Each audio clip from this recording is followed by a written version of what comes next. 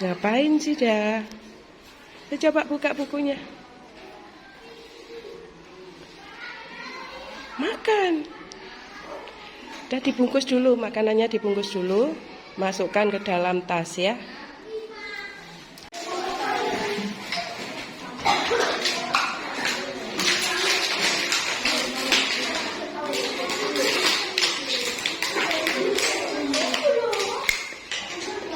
Umar.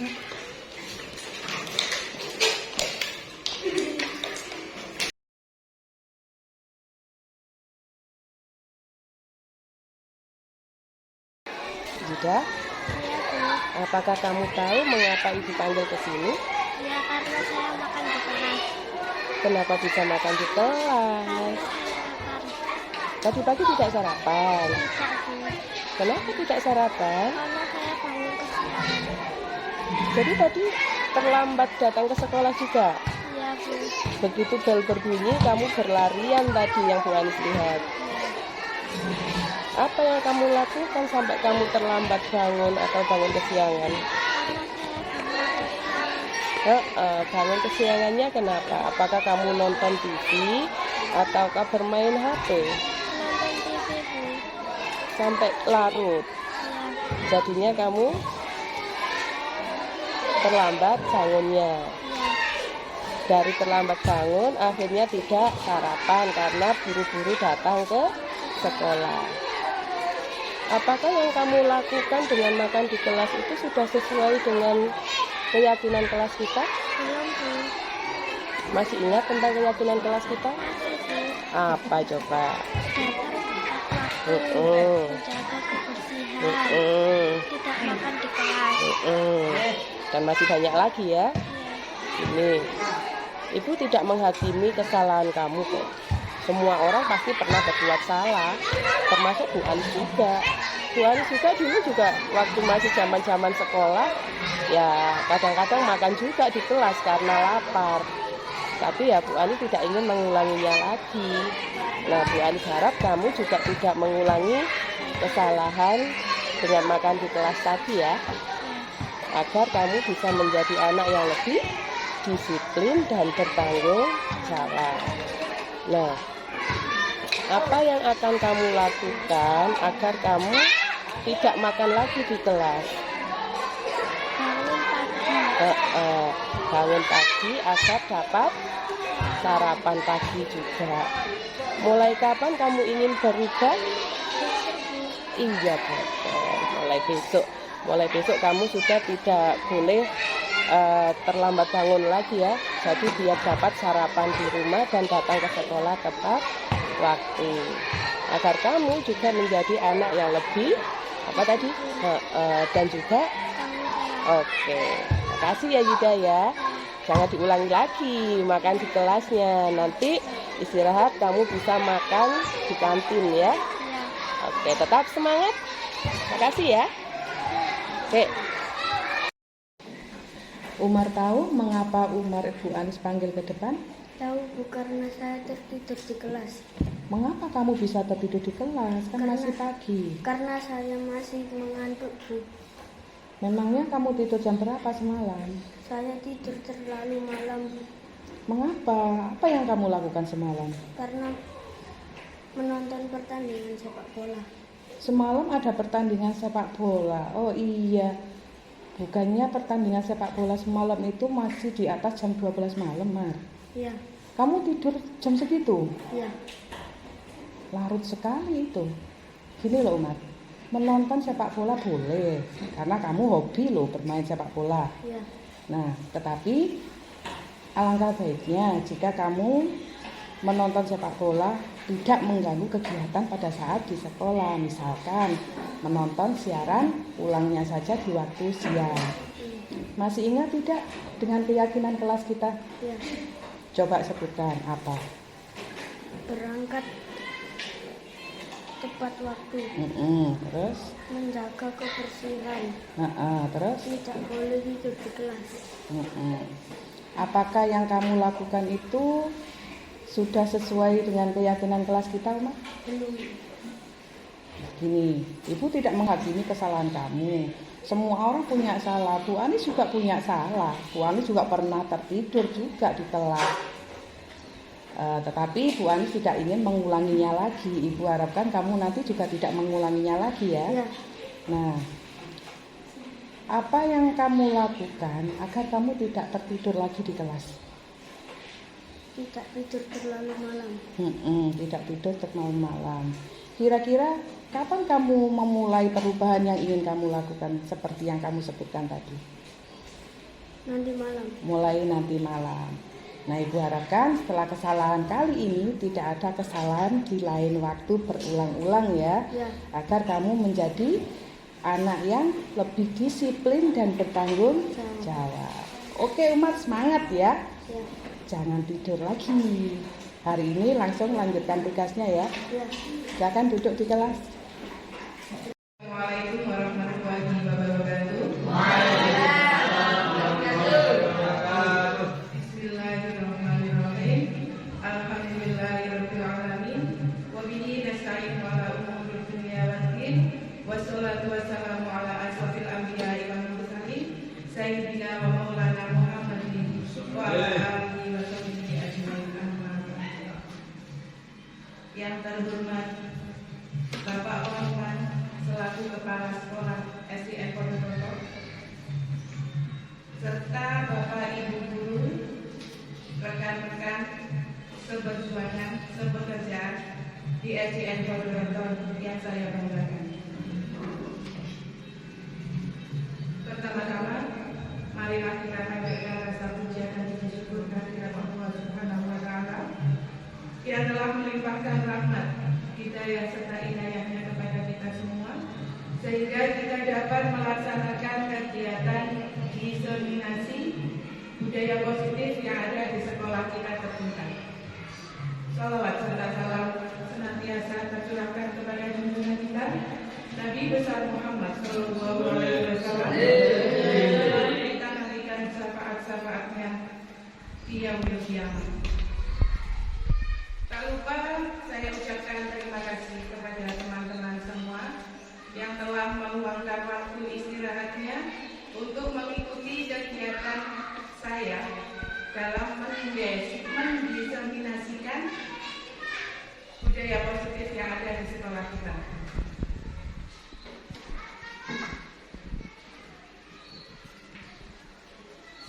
Selamat datang para guru hebat. Mari bekerja sama, berkolaborasi, saling mendukung demi mewujudkan disiplin positif di sekolah kita tercinta SDN Pondorogo. Pertama, saya mau menyampaikan tentang konsep utama budaya positif yang telah saya pelajari dalam modul 1.4. Yang pertama adalah perubahan paradigma belajar. Yang kedua, disiplin positif. Yang ketiga, kebutuhan dasar manusia. 4, motivasi perilaku manusia. Kelima, posisi kontrol. Keenam, keyakinan kelas. Dan 7, segitiga restitusi.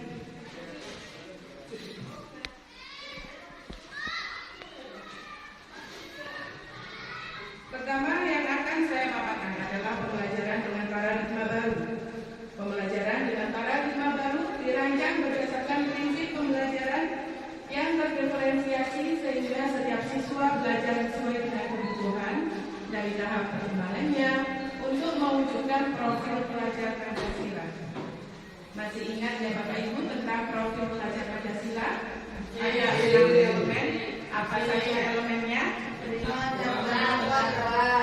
Beriman kepada Tuhan Yang Maha Esa serta berakhlak mulia. Yang kedua adalah kebinekaan global. Ketiga, keempat, kreatif. Kelima, mandiri. Keenam, bernalar kritis.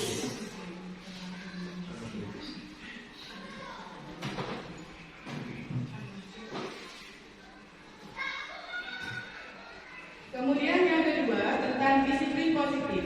Setiap hari kita selalu mengatakan tentang disiplin dan disiplin. Nah, dalam budaya kita, makna kata disiplin dimaknai menjadi sesuatu yang dilakukan seseorang pada orang lain untuk mendapatkan kepatuhan. Kita cenderung menghubungkan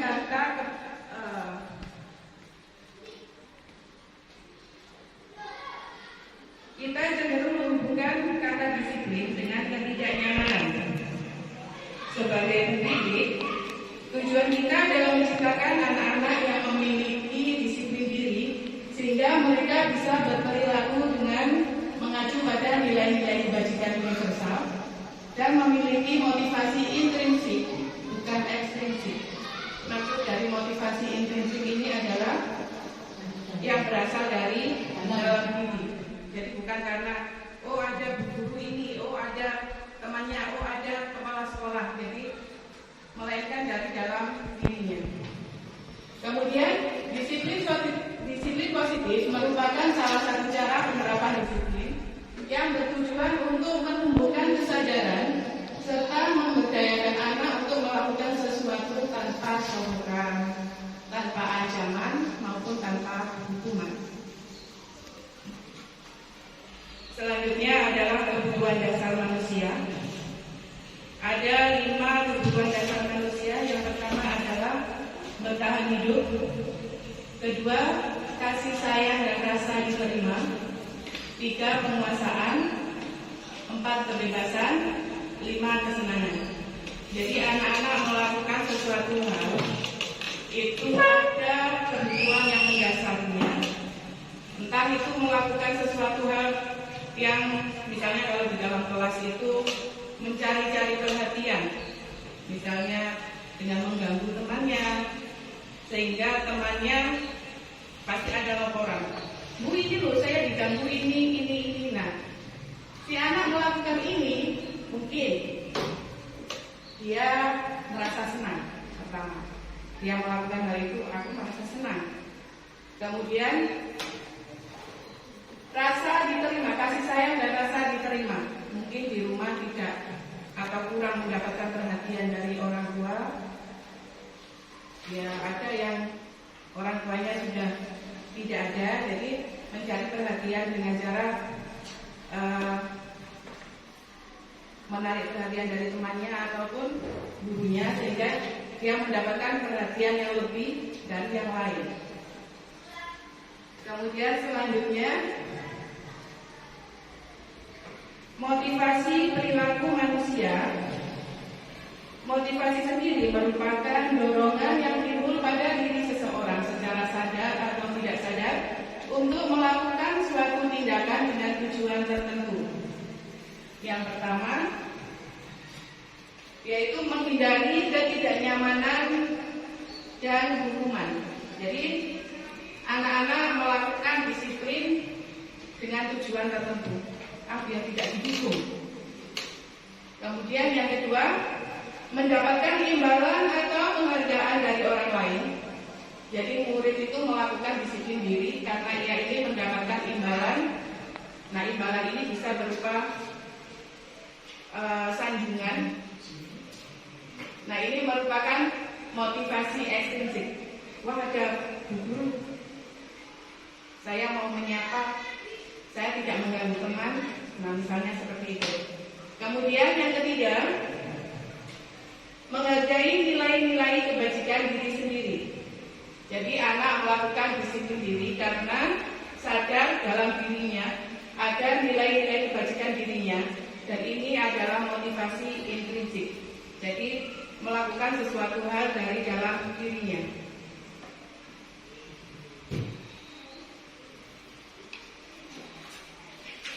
Selanjutnya, konsep disiplin dengan identitas gagal, yaitu yang dimaksud gagal ini ketika anak melakukan melanggar aturan, maka ada hukuman dan juga ada penghargaan.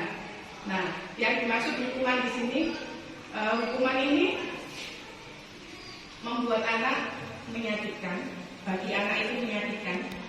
Kemudian mereka menjadi takut kalau melakukan pelanggaran, dia menjadi takut. Kemudian memaksa murid menyembunyikan kesalahan dan murid menjadi rendah diri.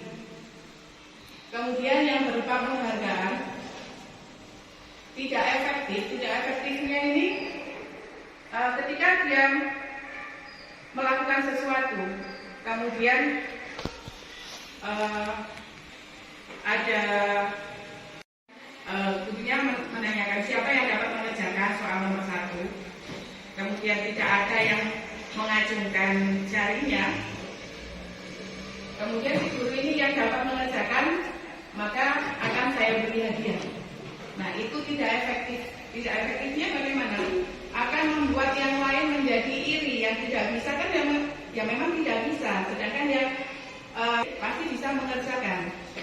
Jadi ketika ada soal lagi, pasti yang dapat si A terus, nah seperti itu.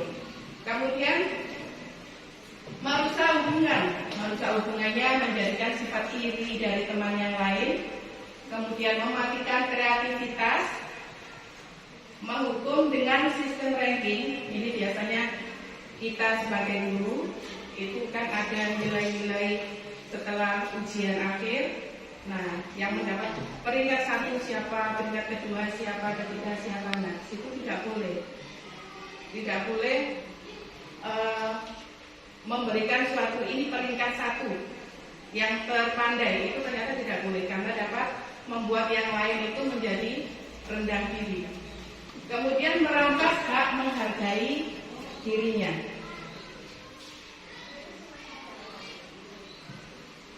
Selanjutnya, konsep disiplin dengan identitas sukses, yaitu diadakan konsekuensi dan restitusi. Jadi konsekuensi ini aturannya sudah ada, membantu penerapan dalam mengikuti peraturan yang ada. Jadi peraturan yang ada di sekolah itu memang sudah ada, sudah jelas. Kemudian murid menghormati peraturan, mendorong kepatuhan, mengontrol anak dengan penguatan positif. Jadi memang kalau sudah ada aturan kan harusnya memang harus dipatuhi. Sedangkan kalau restitusi, murid itu bertanggung jawab atas perilakunya sendiri. Kemudian murid menghormati dirinya sendiri dan orang lain. Yang ketiga, mendorong disiplin positif. Yang keempat, murid paham bahwa dirinya sendiri yang pegang kendali kontrol. Jadi si murid ini melakukan semua atau baik itu aturan atau tidak, yaitu yang dilakukan tentang hal-hal yang positif berdasarkan dirinya sendiri.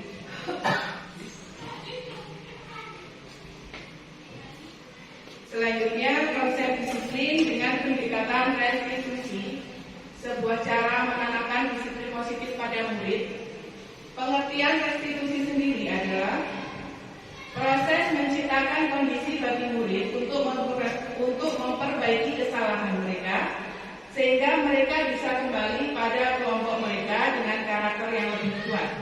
Gosen 2004. Ciri-ciri restitusi adalah bukan untuk menebus kesalahan, namun untuk belajar dari kesalahan. Kedua, memperbaiki hubungan. Ketiga, sebuah tawaran, bukan paksaan. Keempat, menuntun untuk melihat ke dalam dirinya. Kelima, mencari kebutuhan dasar yang mendasari tindakan. Keempat, mengembalikan murid yang berbuat salah pada kelompoknya. Jadi restitusi ini kalau misalnya anak melanggar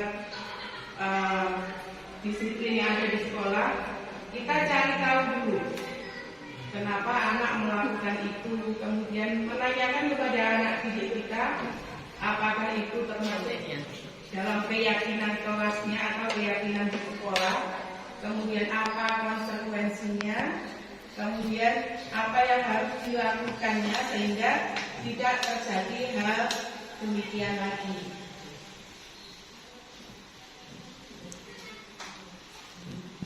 Selanjutnya, perbedaan. Contoh kasus siswa sering tidak mengerjakan PR. Itu ada hukuman, konsekuensi, dan restitusi. Ketika anak tidak mengerjakan PR, guru menghukum siswa tersebut menghormat bendera selama 10 menit misalnya. Kemudian guru marah dan murid menjadi takut.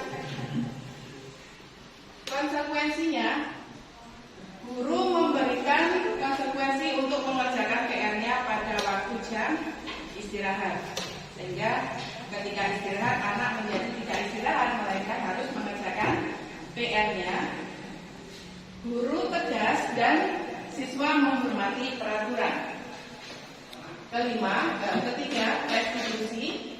Guru menanyakan keyakinan kelas atau dirinya dan membantu siswa menyelesaikan masalahnya.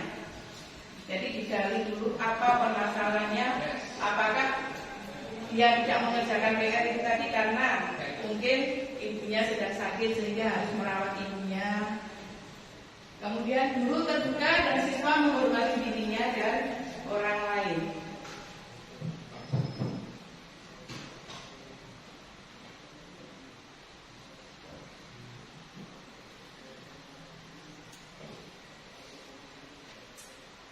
Selanjutnya ada 5 posisi kontrol dalam restitusi.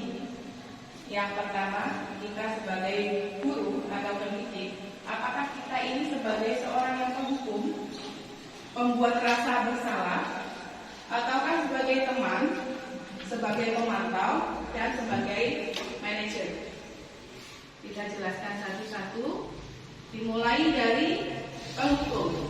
Ketika ada kasus murid tertidur di kelas, nah kita sebagai penghukum langsung memanggil anak, kemudian kita langsung berkata, patuhi peraturan yang ada. Silakan berdiri di depan kelas, atau angkat kakimu, atau jewer telingamu sebelah. Nah itu penghukum. Kemudian pembuat rasa bersalah, kamu ini setiap hari selalu mengantuk di kelas. Nah jadi langsung menunjuk kamu ini, nah seperti itu tidak boleh di Bapak Ibu. Kemudian sebagai teman, misalkan kita selaku memposisikan diri sebagai teman terhadap anak didik kita, ayolah yang penting, tidak kasihan kalah sama ibu. Jangan diulangi lagi ya, kali ini boleh deh kamu nakal, boleh deh kamu tertidur, tapi lain kali tidak. Nah, itu sebagai teman. Sebagai pemantau, kamu sudah melanggar apa peraturan dan konsekuensinya. Jadi dipantau terus, diawasi, kemudian ditunjukkan tentang peraturan yang ada. Sebagai manajer, apakah kamu tahu kesalahanmu? Kira-kira bagaimana kamu akan memperbaiki kesalahan kamu? Nah, di sini kalau sebagai manajer itu melaksanakan restitusi dulu terhadap anak yang melakukan pelanggaran.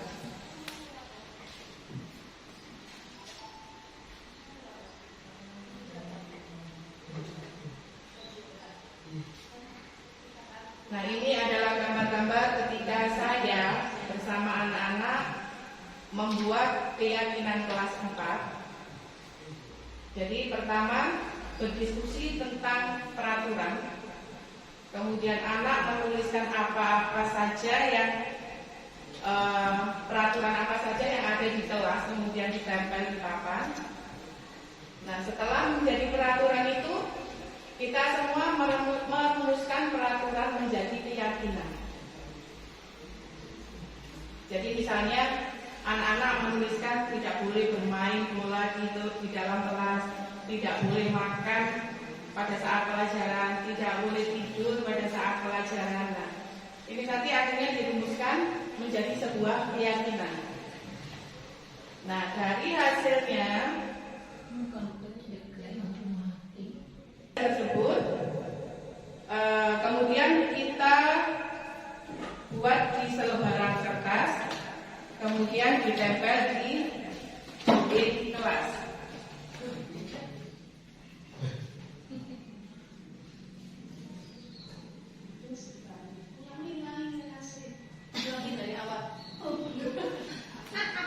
Lanjut ya Bapak Ibu, meskipun ada gangguan jeglek di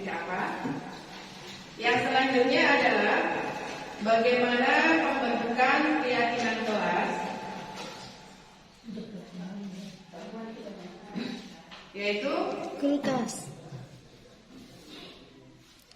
Kulkas. lebih abstrak dari peraturan. Kemudian yang kedua adalah berupa pernyataan universal. Yang ketiga dibuat dalam bentuk positif.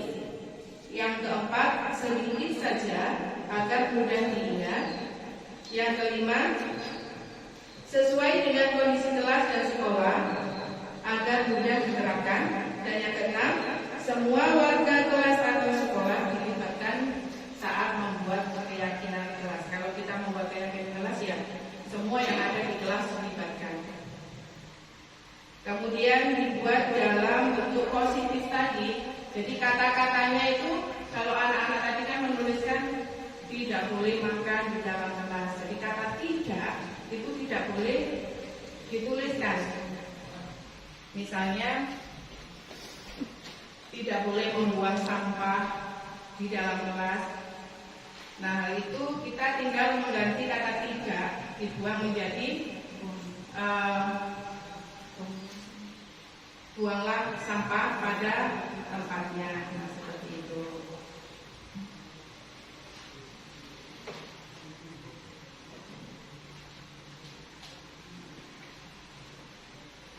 Tinggal sedikit Bapak Ibu, tinggal contoh penerapan restitusinya.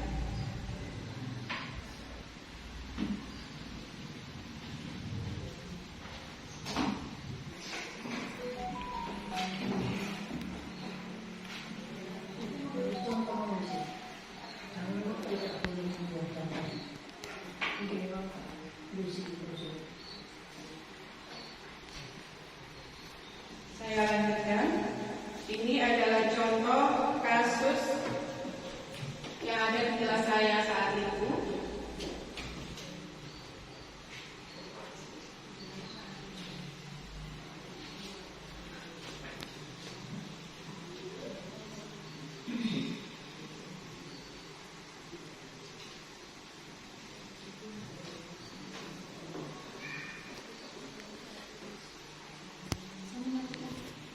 Adalah kasus yang ada di kelas saya pada waktu itu. Kasus yang terjadi di kelas saya pada waktu itu, ketika ada anak yang makan pada saat jam saya.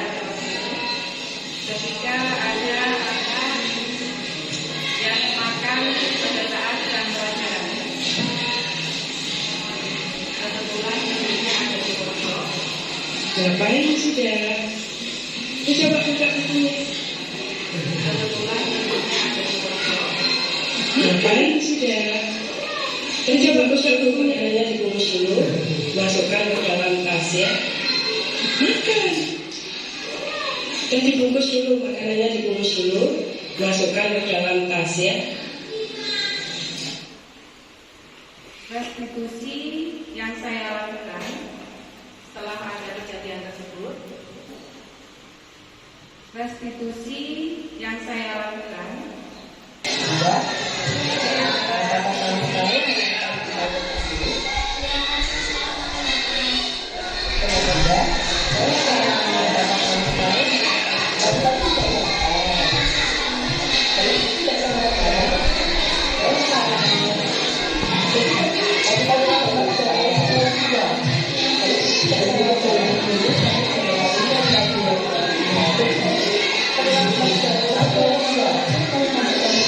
Betul.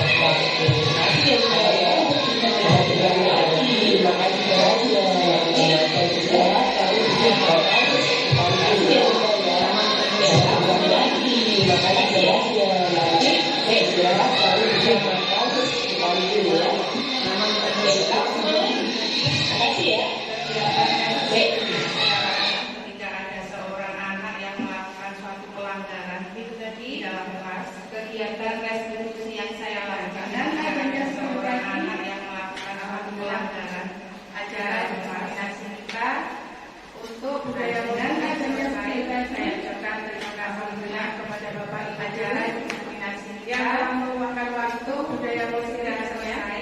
Saya ucapkan terima kasih. Assalamualaikum warahmatullahi wabarakatuh. Yang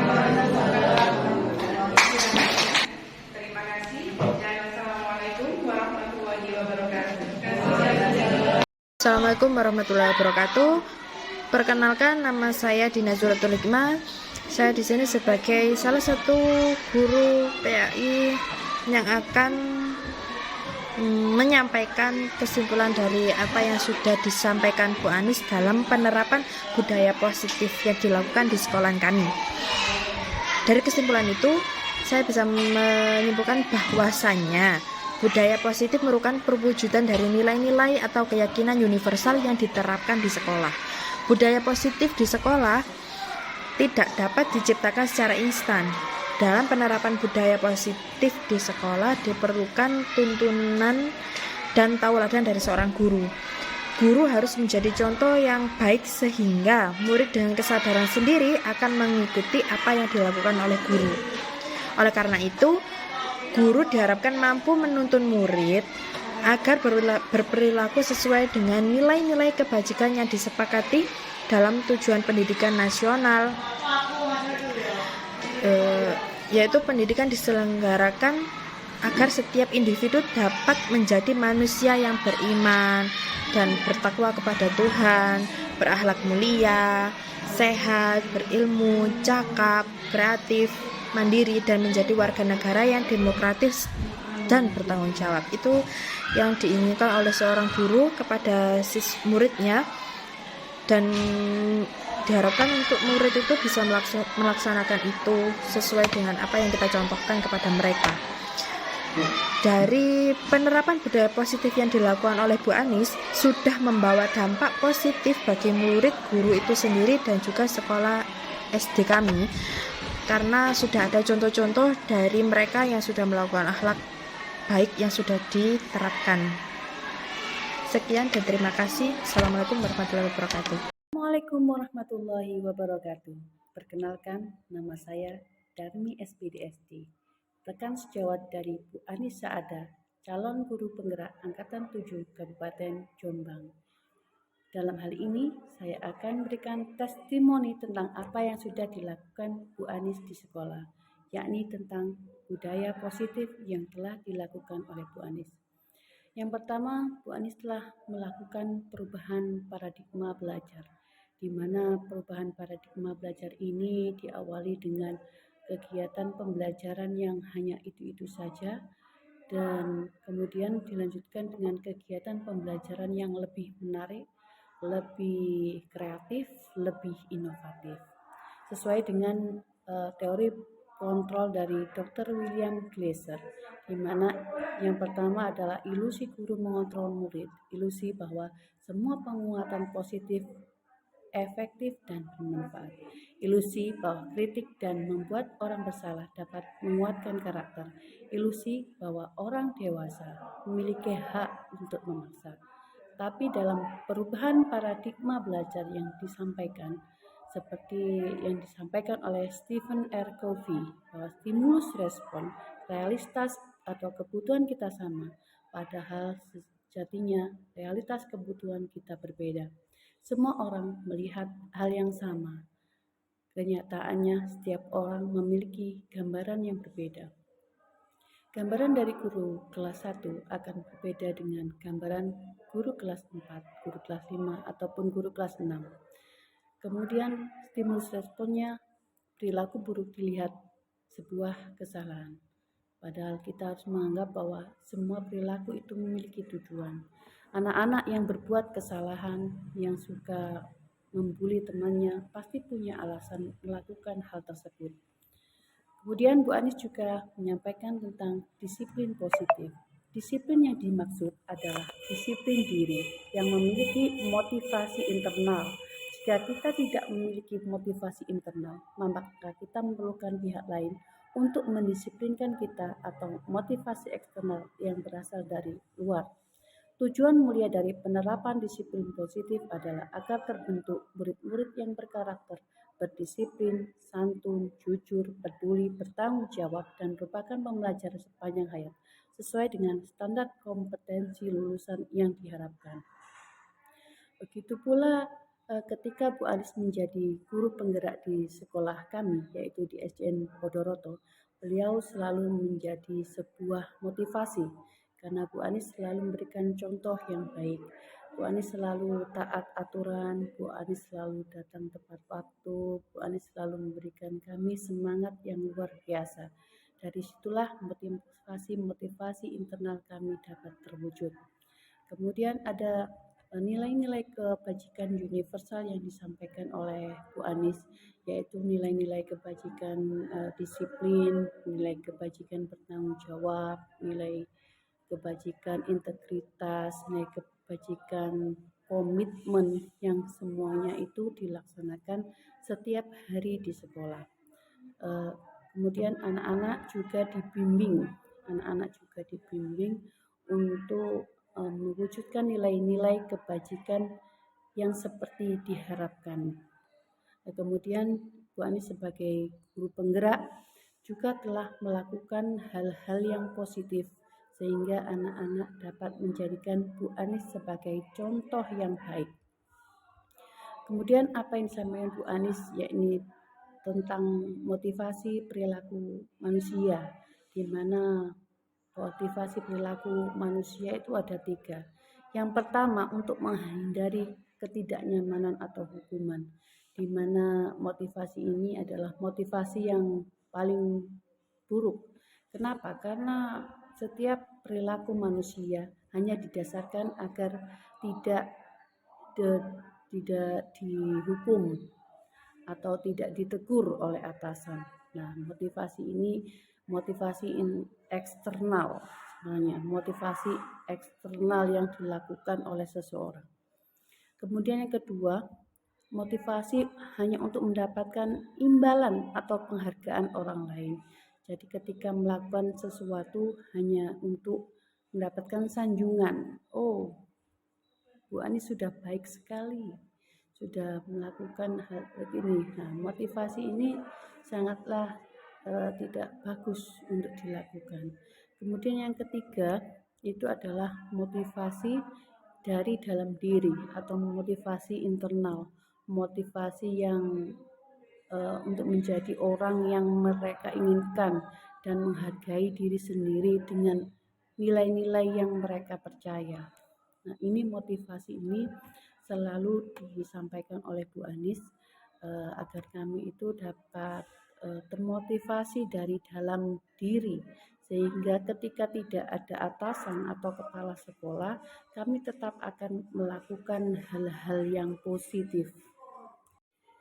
Dalam aksi nyata yang disampaikan oleh Bu Anis, saya jadi paham tentang perbedaan antara hukuman, konsekuensi, dan restitusi, di mana hukuman itu bersifat satu arah dari pihak guru yang memberikan dan murid hanya menerima suatu hukuman tanpa melalui suatu kesepakatan atau pengarahan dari guru baik sebelum atau sesudahnya. Jadi hukuman ini dilakukan secara spontan tanpa adanya suatu proses untuk memberikannya. Jadi hukuman ini sangatlah tidak baik untuk diterapkan di sekolah kita. Kemudian yang kedua adalah konsekuensi, di mana konsekuensinya ini sudah terencana atau sudah disepakati, sudah dibahas dan disetujui oleh murid dan guru. Yang ketiga, yang paling terbaru adalah restitusi, di mana restitusi adalah proses menciptakan kondisi bagi murid untuk memperbaiki kesalahan mereka, sehingga mereka bisa kembali pada kelompok mereka dengan karakter yang lebih kuat. Nah, yang terbaru lagi adalah dihukum oleh penghargaan, di mana dihukum oleh penghargaan ini ada beberapa hal. Yang pertama adalah pengaruh jangka panjang dan jangka pendek. Hukuman yang diberikan ini akan menimbulkan imbas. Penghargaan yang diberikan akan memberikan dampak yang panjang dan dampak yang pendek, di mana dampak yang panjang ketika seorang diberikan penghargaan maka dia akan selalu mengharapkan hal tersebut.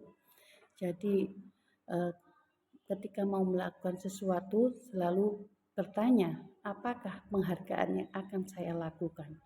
Pada jangka pendeknya, dia akan merespon dengan cepat. Oh, saya melakukan hal ini, maka saya akan mendapatkan penghargaan. Nah, kemudian ada penghargaan yang tidak efektif, di mana ketika penghargaan ini diberikan akan menimbulkan ketidakefektifan. Kemudian yang ketiga juga penghargaan bisa merusak hubungan. Seseorang yang diberikan penghargaan, maka orang yang tidak mendapatkan penghargaan akan merasa iri dengan orang yang mendapatkan penghargaan. Yang keempat itu penghargaan mengurangi ketepatan, di mana seseorang yang biasanya tepat atau cepat dalam melakukan hitungan matematika, ketika diberikan penghargaan terus-menerus, maka orang yang lain yang tidak Keyakinan kelas ini adalah suatu keyakinan nilai-nilai kebajikan universal yang disepakati secara tersirat dan tersurat. Keyakinan kelas ini disusun dengan curah pendapat tentang peraturan-peraturan yang perlu disepakati di dalam kelas, sehingga ketika melaksanakannya, mereka akan melaksanakannya dengan keadaan sadar. Ada 5 kebutuhan dasar manusia. Yang pertama adalah kebutuhan bertahan hidup atau kebutuhan survival. Kebutuhan bertahan hidup ini meliputi kebutuhan sandang, pangan, dan papan. Kemudian ada kebutuhan batin. Kebutuhan bertahan hidup ini juga ada kebutuhan berketurunan atau kebutuhan berkembang biak. Yang kedua ada kebutuhan tentang kasih sayang dan rasa diterima, di mana kebutuhan kasih sayang ini selalu dimiliki oleh setiap orang. Murid-murid yang kurang kasih sayang biasanya akan mencari perhatian di dalam kelas untuk mendapatkan perhatian dari guru ataupun dari teman-teman yang lainnya. Jadi murid ini dalam kebutuhan kasih sayang atau kebutuhan untuk diterima selalu mencari perhatian. Sedangkan murid yang biasanya di rumahnya mendapatkan kasih sayang penuh itu tidak akan menampakkan sesuatu yang di luar kendali. Jadi dia akan merasa baik-baik saja dimanapun dia berada. Yang ketiga ada kebutuhan penguasaan atau kebutuhan pengakuan atas kemampuan. Misalkan seseorang yang akademisnya kurang atau dia punya kemampuan di non akademis, dia sukanya sepak bola atau dia mahir voli, maka dia akan menampakkan bahwasanya dia bisa menguasai olahraga tersebut.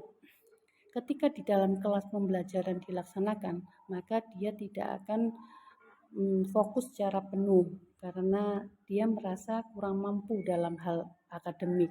Tetapi ketika di luar pelajaran atau ketika pelajaran olahraga, dia akan menunjukkan kemampuannya itu. Yang keempat, ada kebutuhan tentang kebebasan atau kebutuhan akan pilihan, di mana seseorang ini bebas memilih mana yang akan dia pelajari, mana yang dia tidak akan pelajari, mana yang dia akan kerjakan, atau mana yang dia tidak akan kerjakan. Nah, kebutuhan kebebasan ini harus diarahkan kepada kebebasan yang terkontrol. Dalam aksi nyata yang disampaikan oleh Bu Anis, saya jadi paham tentang perbedaan antara hukuman, konsekuensi, dan restitusi, di mana hukuman itu bersifat satu arah dari pihak guru yang memberikan dan murid hanya menerima suatu hukuman tanpa melalui suatu kesepakatan atau pengarahan dari guru baik sebelum atau sesudahnya. Jadi hukuman ini dilakukan secara spontan tanpa adanya suatu proses untuk memberikannya. Jadi hukuman ini sangatlah tidak baik untuk diterapkan di sekolah kita. Kemudian yang kedua adalah konsekuensi, di mana konsekuensinya ini sudah terencana atau sudah disepakati, sudah dibahas dan disetujui oleh murid dan guru. Yang ketiga, yang paling terbaru adalah restitusi, di mana restitusi adalah proses menciptakan kondisi bagi murid untuk memperbaiki kesalahan mereka, sehingga mereka bisa kembali pada kelompok mereka dengan karakter yang lebih kuat. Nah, yang terbaru lagi adalah dihukum oleh penghargaan, di mana dihukum oleh penghargaan ini ada beberapa hal. Yang pertama adalah pengaruh jangka panjang dan jangka pendek. Hukuman yang diberikan ini akan menimbulkan imbas. Penghargaan yang diberikan akan memberikan dampak yang panjang dan dampak yang pendek, di mana dampak yang panjang, ketika seorang diberikan penghargaan, maka dia akan selalu mengharapkan hal tersebut. Jadi ketika mau melakukan sesuatu selalu bertanya, apakah penghargaannya akan saya lakukan? Pada jangka pendeknya, dia akan merespon dengan cepat. Oh, saya melakukan hal ini, maka saya akan mendapatkan penghargaan. Nah, kemudian ada penghargaan yang tidak efektif, di mana ketika penghargaan ini diberikan akan menimbulkan ketidakefektifan. Kemudian yang ketiga juga penghargaan bisa merusak hubungan. Seseorang yang diberikan penghargaan, maka orang yang tidak mendapatkan penghargaan akan merasa iri dengan orang yang mendapatkan penghargaan. Yang keempat itu penghargaan mengurangi ketepatan, di mana seseorang yang biasanya tepat atau cepat dalam melakukan hitungan matematika, ketika diberikan penghargaan terus-menerus, maka orang yang lain yang tidak diberikan. Demikian testimoni dari saya, Darmi SPD SD, rekan sejawat dari Bu Anis SPD SD CGB Angkatan 7 Kabupaten Jombang. Wassalamualaikum warahmatullahi wabarakatuh. Terima kasih. Assalamualaikum warahmatullahi wabarakatuh. Perkenalkan, nama saya Wahyu dari kelas 4A. Tanggapan saya tentang penerapan budaya positif yang sudah dilaksanakan di kelas maupun di sekolah sangat bagus. Dimulai dari berbaris sebelum masuk kelas sehingga menjadi lebih tertib dan membuatkan metode membuat kelas dan lingkungan sekolah menjadi bersih dari sampah plastik. Terima kasih Bu Anis. Assalamualaikum warahmatullahi wabarakatuh. Assalamualaikum warahmatullahi wabarakatuh. Perkenalkan, nama saya Yunis. Saya sangat senang sekali dengan pembiasaan yang dilakukan di sekolah. Ada doa bersama, hafalan surat-surat pendek, membaca Pancasila, menyanyikan lagu kebangsaan. Semua itu membuat saya termotivasi untuk belajar lebih giat di sekolah. Terima kasih Bu Anis yang sudah sabar mendampingi saya. Wassalamualaikum warahmatullahi wabarakatuh. Apakah kamu senang diajar Bu Anis? Bagaimana cara mengajar Bu Anis selama di sekolah? Apakah menyenangkan ataukah membuat kamu bosan? Menyenangkan. Oke, terima kasih ya. Perkenalkan, nama saya Umar, kelas 4A. Perasaan saya setelah melakukan restitusi bersama Bu Anis adalah saya senang karena mendapat solusi permasalahan saya. Terima kasih Bu Anis. Assalamualaikum warahmatullahi wabarakatuh. Perkenalkan, nama saya Isya. Saya sangat senang sekali dengan pembiasaan yang dilakukan di sekolah. Ada doa bersama, hafalan yang dilakukan di sekolah, ada doa bersama, hafalan surat-surat pendek, membaca Pancasila, menyanyikan lagu kebangsaan. Semua itu membuat saya termotivasi untuk belajar lebih giat di sekolah. Terima kasih Bu Anis yang sudah sabar mendampingi saya. Waalaikumsalam. Assalamualaikum warahmatullahi wabarakatuh. Nama saya Zida dari kelas 4A. Perasaan saya setelah melakukan restitusi dengan Bu Anis adalah senang karena saya tidak dimarahi tetapi diberi solusi atau atas permasalahan saya. Terima kasih Bu Anis, saya berjanji tidak akan mengulangi lagi. Assalamualaikum warahmatullahi wabarakatuh. Perkenalkan, nama saya Siska dari kelas 4A. Saya sangat senang menjadi murid Bu Anis karena pembelajarannya menyenangkan. Sering mengadakan praktek sehingga saya lebih paham dengan materi yang diajarkan. Kami juga diajari cara membuat kursi dari botol dan sampah plastik yang ada di sekolah sehingga sekolah terlihat bersih. Terima kasih Bu Anis. Wassalamualaikum warahmatullahi wabarakatuh. Senangkah kamu bersekolah?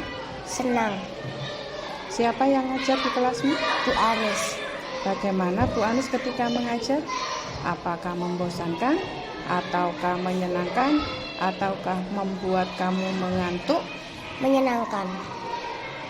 Semangat tidak ketika diajar? Semangat. Coba tepuk semangatnya. Bisa tidak tepuk semangatnya? Tepuk semangat. Bagaimana tepuknya? Pakai tangan dong. Nah, tangannya di depan. Tepuk semangat. Ha. Hu ha hu ha hu ha. Oke, terima kasih. Assalamualaikum warahmatullahi wabarakatuh. Perkenalkan, nama saya Nafis. Saya sangat senang sekali dengan pembiasaan yang dilakukan di sekolah. Ada doa bersama, hafalan yang dilakukan di sekolah. Ada doa bersama, surat-surat pendek, membaca Pancasila, menyanyikan lagu kebangsaan. Semua itu membuat saya termotivasi untuk belajar lebih giat di sekolah. Terima kasih Bu Anis yang sudah sabar mendampingi saya. Wassalamualaikum. Senang tidak bersekolah? Senang. Di kelas kita ini menyenangkan atau membosankan? Menyenangkan. Bagaimana caranya Bu Anis mengajar selama di kelas kita? Apakah menarik ataukah kamu selalu bosan atau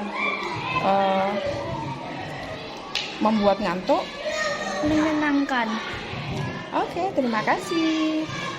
Assalamualaikum warahmatullahi wabarakatuh. Perkenalkan, nama saya Zida, kelas 4A. Tanggapan saya tentang penerapan budaya positif yang sudah dilaksanakan di kelas maupun di sekolah sangat bagus, karena saya bisa menjadi anak yang lebih disiplin dan bertanggung jawab. Terima kasih Bu Anis. Wassalamualaikum warahmatullahi wabarakatuh. Assalamualaikum warahmatullahi wabarakatuh. Perkenalkan, nama saya Bella dari kelas 4A. Tanggapan saya tentang penerapan budaya positif yang sudah dilaksanakan di kelas maupun di sekolah. Contohnya adalah Bu Anis tidak pernah marah ketika kami melanggar keyakinan kelas. Beliau selalu mengingatkan tentang keyakinan dan konsekuensinya dan beliau selalu tegas dalam menyelesaikan masalah. Terima kasih Bu Anis. Wassalamualaikum warahmatullahi wabarakatuh.